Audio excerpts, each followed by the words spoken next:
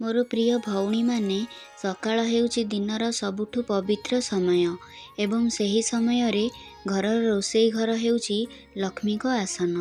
କିନ୍ତୁ ଆଜିକାଲିର ମହିଳାମାନେ ସକାଳେ ଉଠି ଶୀଘ୍ର ରୋଷେଇ କରି ବହୁତ କିଛି ଭୁଲ କରିଦେଉଛନ୍ତି, ଯାହାକୁ ନିଜେ ମଧ୍ୟ ଜାଣନ୍ତି ନାହିଁ। ସକାଳେ ରୋଷେଇ ପୂର୍ବରୁ କିଛି ନିୟମ ରହିଛି।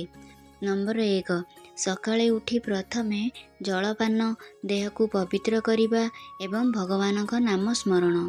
ଅନେକ ମହିଳା ଶୀଘ୍ର ଉଠି ଅତି ଆତୁରେ ରୋଷେଇ ଘରକୁ ଧାଇଁ ଯାଆନ୍ତି। ଏହା ଭଗବତ ନିୟମର ବିପରୀତ।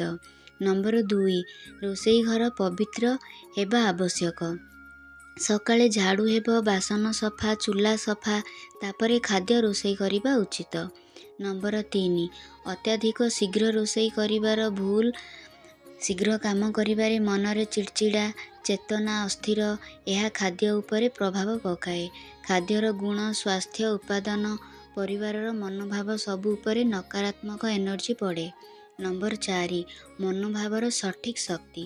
ସକାଳେ ମହିଳା ଯେଉଁ ମନୋଭାବରେ ଖାଦ୍ୟ ରୋଷେଇ କରନ୍ତି, ସେହି ମନର ଏନର୍ଜି ସିଧାସଳଖ ପରିବାରକୁ ଯାଏ। ଯଦି ରୋଷେଇ କଲାବେଳେ ଚିଡ଼ଚିଡ଼ା, ଷ୍ଟ୍ରେସ୍, ଭୟ, କ୍ରୋଧ, ଅସନ୍ତୋଷ ରହିଲା, ତେବେ ସେହି ନକାରାତ୍ମକ ଭାବ ଖାଦ୍ୟରେ ମିଶିଯାଏ। ଫଳରେ ଘରେ ଝଞ୍ଜଟ, ଅନାବଶ୍ୟକ ତର୍କ, ଅର୍ଥ ଆସିବାରେ ବାଧା, ସ୍ୱାସ୍ଥ୍ୟ ସମସ୍ୟା ଏହିପରି ଘଟିଥାଏ। କାରଣ ଖାଦ୍ୟ ହେଉଛି ଆମ ଶରୀର ଓ ମନର ଔଷଧ। ନମ୍ବର 5, ଶୀଘ୍ର ରୋଷେଇ କରି କ'ଣ ଭୁଲ ହୁଏ? ତେଲ ଅଧିକ ପଡ଼ିଯାଏ। ଏହା ସ୍ୱାସ୍ଥ୍ୟ ପାଇଁ ବହୁତ ଖରାପ।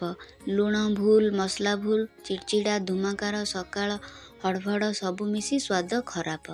ଭଗବାନଙ୍କ ପ୍ରସାଦ ପ୍ରଥମେ ନ ଦେବା। ଅନେକ ଶୀଘ୍ର ଖାଦ୍ୟ ଖାଆନ୍ତି, ପ୍ରସାଦ ଦେବାକୁ ଭୁଲି ଯାଆନ୍ତି। ଏହା ଭଲ ନୁହେଁ। ସକାଳେ ତର ନଥିବା ମନ ଘରର ଶାନ୍ତି ହରାଇଥାଏ। ନମ୍ବର 6, ସକାଳେ ରୋଷେଇ କରିବାର ଶୁଭ ନିୟମ।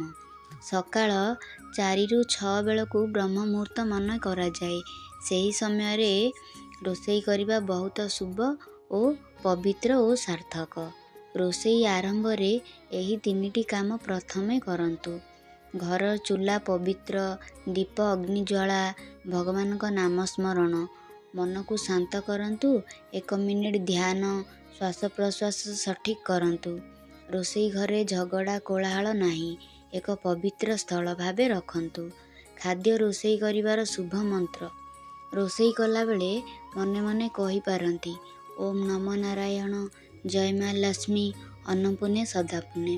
ଏହି ଶବ୍ଦ ଖାଦ୍ୟର ନକାରାତ୍ମକକୁ କାଟି ଦେଇଥାଏ। ନମ୍ବର 7, ପରିବାର ଉପରେ ଖାଦ୍ୟର ପ୍ରଭାବ।